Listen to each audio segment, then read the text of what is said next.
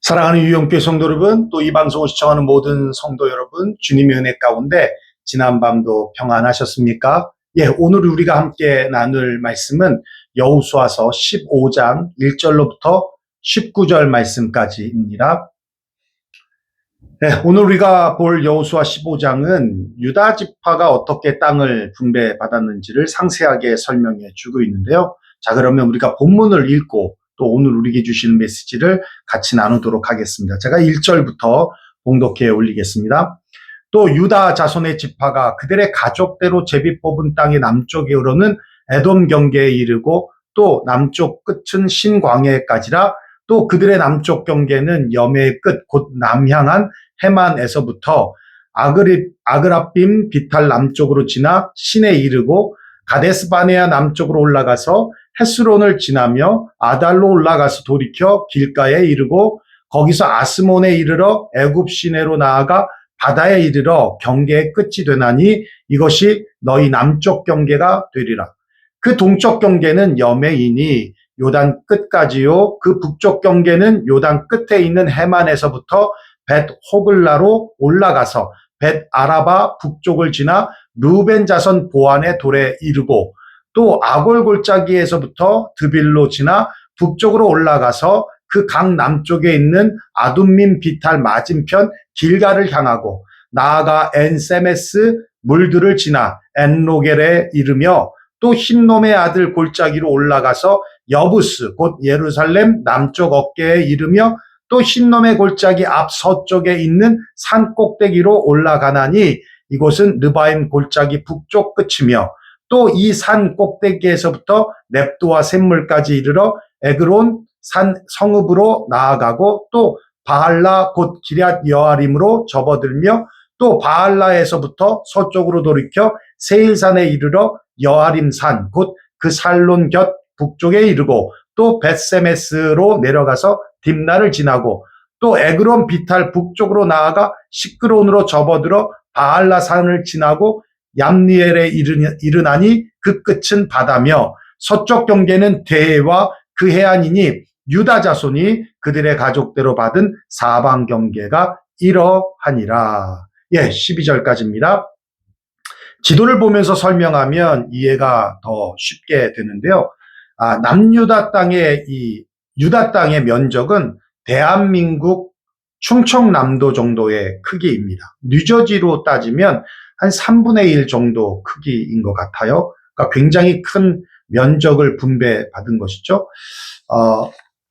기술적인 한계로 이렇게 제가 지도책을 제가 보여드리겠습니다. 예, 여기 이 부분이 이제 유다가 되겠죠. 예, 그러니까 서쪽으로는 이 지중해 바다 끝을 말하는 거고요. 그리고 동쪽으로는 이 사해 쪽, 그죠? 요 사해 쪽 경계를 말하고 있고요. 북쪽은 대략 여기가 예루살렘이거든요. 요 예루살렘까지 경계를 하고 있고 남쪽은 요쪽 가데스 바네아에 있는 신광야를 경계로 하고 있어요. 예, 여기 보면 시므온이라고 이렇게 적혀 있잖아요. 시므온 적혀 있잖아요. 예, 원래는 이게 다 유다 땅이었는데 유다 땅이 너무 넓어서 여호수아 19장에 보면 요 땅을 시므온에게 이제 주게 됩니다. 예, 너무 커서 그랬던 거예요. 여기서 우리가 주목해야 될 점은요. 요단 서편에서 분배받을 지파가 9개 반지파이거든요. 그 중에 제비를 뽑았는데 가장 먼저 유다 지파가 뽑히게 되고 유다 지파를 먼저 땅을 분배하게 됐다는 겁니다. 유다는 루벤, 시므온, 레위에 이어서 야곱의 네 번째 아들이에요. 창세기 49장에 야곱이 아들들에게 유언으로 남긴 이 마지막 축복의 기도에서도 보면 유다는 네 번째로 언급이 됩니다. 또 유다가 분배받은 땅은 가장 넓은 땅이기도 하고요. 또 비옥한 땅이기도 합니다. 또 예루살렘이 포함되어 있을 만큼 가나안의 아주 노른자 땅이라고 해도 과언이 아닙니다. 어떻게 유다 지파가 다른 지파들보다 먼저 땅을 분배받을 수 있었던 것일까? 이 세 가지 이유를 들 수 있어요. 첫째는 형들의 잘못 때문입니다. 장자였던 르우벤은 아버지의 후처였던 비라와 동침하는 일이 있었어요. 그리고 둘째 형, 셋째 형인 시므온과 레위는 디나를 겁탈한 하몰과 그의 아들 세겜 추장과 그 부족원들을 할례를 시키고 디나를 주겠다는 조건하에 할례를 받아야 한다는 그 조건을 걸고 할례를 시키죠. 그리고 3일째 되던 날 이 둘이 가서 완전히 다 그 부족을 몰살시킵니다. 그래서 야곱이 공경에 빠져서 도망가죠. 그게 이제 베델에 올라가자라는 사건이었어요. 창세기 49장에 보면 그 사건으로 인해서 결국은 야곱의 축복으로부터 이탈하게 되는 것을 보게 됩니다. 둘째는 유다에 대한 야곱의 축복 때문이기도 한데요. 자, 49장 8절 야곱이 유다를 축복할 때 이렇게 말씀하고 있어요. 유다야, 너는 내 형제의 찬송이 될지라. 내 손이 내 원수의 목을 잡을 것이요 내 아비들의 아들들이 내 앞에서 절하리로다. 10절에 보면 홀이 유다를 떠나지 아니하며 칠이자의 지팡이가 그 발 사이에서 떠나지 아니하시기를 실로가 오시기까지 미치리니 그에게는 모든 백성이 복종하리로다. 이 예언과 축복입니다. 여기 실로가 오기까지는 화평을 가져오는 메시아께서 오실 때까지를 의미하고 있어요. 그리고 11절과 12절에 보면 그의 나귀를 포도나무에 매며 그 암나귀 새끼를 아름다운 포도나무에 맬 것이며 또 그 옷을 포도주에 빨며 그 복장을 포도즙에 빨리로다. 그 눈은 포도주로 인하여 붉겠고 그 이는 우유로 인하여 희리로다. 즉 유다 지파는 나귀를 포도나무에 매며 그리고 그 옷을 포도주에 빨 정도로 그리고 포도주로 인해 눈이 붉어지고 또 우유로 인하여 이가 휘어질 정도로 농업과 목축업이 어마어마하게 잘 된다는 거예요. 그래서 물질적으로 부유하게 되어진다는 겁니다. 이 야곱이 했던 이 예언들이 이제 500년 후에 바로 이스라엘이 가나안을 정복한 후에 그대로 성취가 되어가고 있는 겁니다. 하나씩 되어가고 있다는 거예요. 자, 세 번째는 유다 지파를 통해서 다윗이 나오고 다윗 가문을 통해서 예수 그리스도가 태어나기 때문입니다.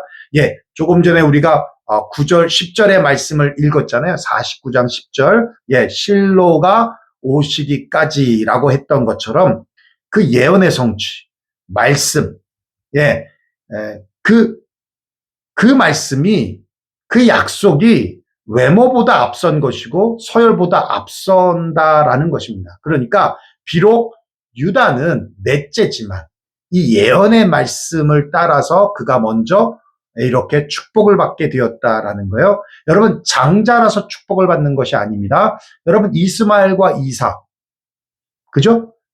누가 먼저 복을 받아야 돼요? 이스마엘이죠. 근데 아닙니다. 에서와 야곱 누가 장자죠? 에서예요. 아닙니다.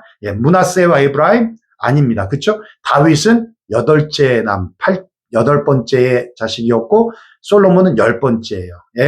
그러니까 장자라 해서 축복을 받는 것이 아니다.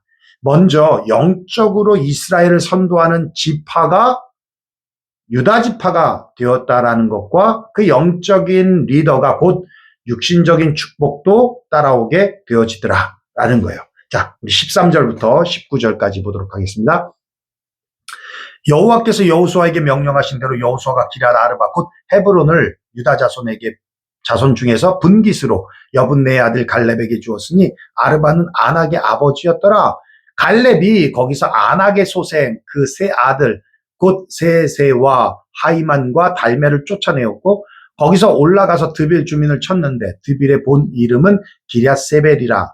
갈렙이 말하기를 기럇세벨을 쳐서 그것을 점령하는 자에게는 내가 내 딸 악사를 아내로 주리라 하였더니 갈렙의 아우 그니스의 아들인 온니엘이 그것을 점령함으로 갈렙이 자기 딸 악사를 그에게 아내로 주었더라. 악사가 출가를 할 때에 그에게 청하여 자기 아버지에게 밭을 구하자 하고 나귀에서 내림에 갈렙이 그에게 묻되 내가 무엇을 원하느냐 하니 이르되 내게 복을 주소서 아버지께서 나를 네겝 땅으로 보내시오니 샘물도 내게 주소서 하매 갈렙이 윗샘과 아랫샘을 그에게 주었더라. 예, 오늘 본문은 여기까지입니다. 갈렙이 이런 제안을 하고 있는 것은 자기 딸을 무슨 상처럼 내걸어 놓고 땅을 더 많이 얻고자 하는 욕심 때문에 한 것이 결코 아니었습니다.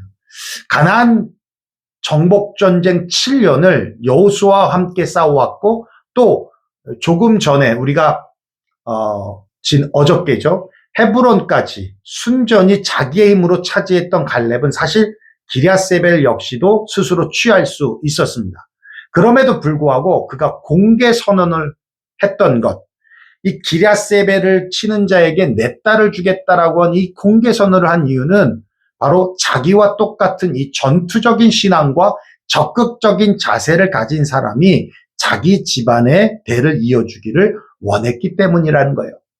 그리고 그것에 도전한 사람이 바로 갈렙의 아우인 그나스의 아들인 온니엘이라는 사람이었습니다. 한마디로 말하면 조카라는 거예요.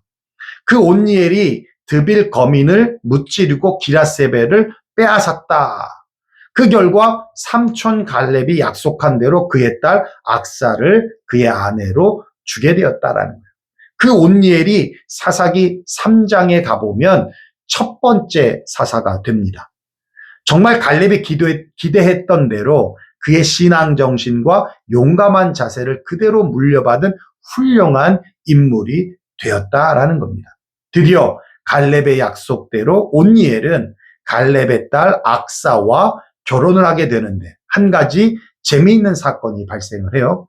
19절에 보면 내게 복을 주셔서 아버지께서는 나를 네겝 땅으로 보내시오니, 여기서 네겝이라는 말은 남방이라는 뜻이거든요. 이스라엘 경계의 최남단에 해당됩니다.